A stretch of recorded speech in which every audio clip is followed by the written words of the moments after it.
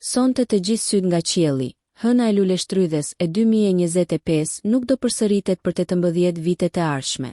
Sot në mbrëmje do të mund të shikohet hëna e plotë e luleshtrydhes. Një ngjarje e veçantë astronomike që ndodh vetëm një herë në disa vite. Kjo hënë do të duket më e ulët se zakonisht në horizontin jugor, për shkak të një fenomeni të quajtur pozicioni ekstrem lunar, major lunar standstill.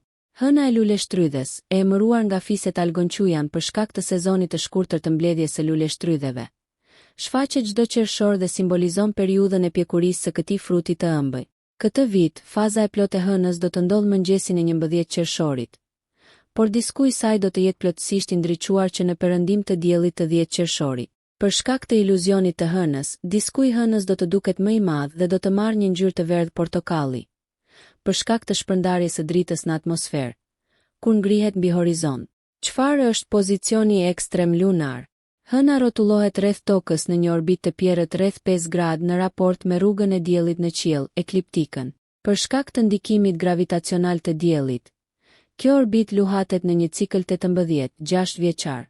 Gjatë periudhës së qëndrimit të madh lunar, që zgjat 2 vite, këndi i orbitës së hënës arrin kulmin, duke bërë që hëna të ngrihet dhe të perëndojë në pika më ekstreme në horizont dhe të lëvizë më lart ose më poshtë në qiell se sa zakonisht. Kjo fazë përkon me afërsi me solsticin e verës në hemisferën veriore, kur dielli ndjek rrugën më të lartë në qiell, ndërsa hëna ndjek një rrugë shumë të ulët. Këtë vit, hëna e luleshtrydhes do të jetë më e ulta që nga viti 2006 dhe një ngjarje e tillë nuk do të përsëritet deri në vitin 2043.